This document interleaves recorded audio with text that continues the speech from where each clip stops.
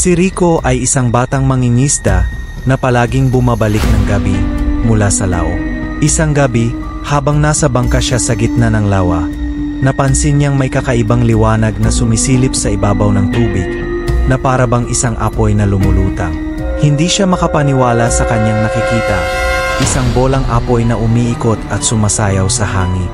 Ang liwanag ay may mapulang kulay at tila may sariling buhay. Naalala ni Rico ang kwento ng kanyang lolo tungkol sa San Telmo, isang apoy na sinasabing kaluluwa ng mga taong nalunod at hindi matahimik.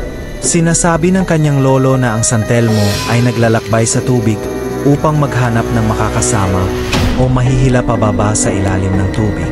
Ngunit para kay Rico, ang San Telmo ay tila isang alamat lamang.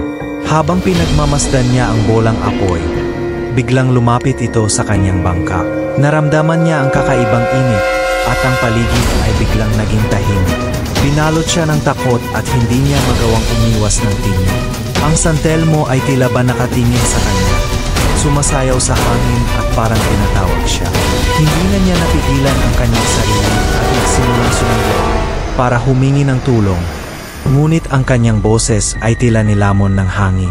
Sa loob ng ilang segundo, naramdaman niyang may mabigat na puwersang humila pababa sa bangka.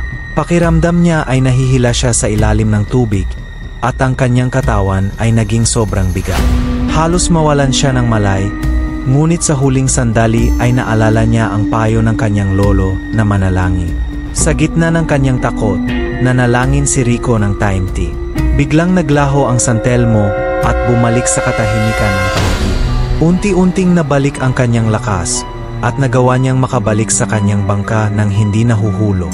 Mabilis siyang naglayag pabalik sa baybayin, nanginginig sa tako. Pagdating sa dalampasigan, nagpatong si Rico ng bawang at asin sa kanyang bangka, ayon sa tradisyon, upang protektahan ang sarili mula sa masasamang espiritu. Simula noon, hindi na siya naglayag ng mag-isa sa gabi, at ang kwento ng San Telmo ay kanyang ibinahagi sa buong baryo. Naging babala ito sa lahat ng mangingisda, ang San Telmo ay hindi alamat lamang, kundi isang tunay na panganib na nagtatago sa kailangan ng tubig.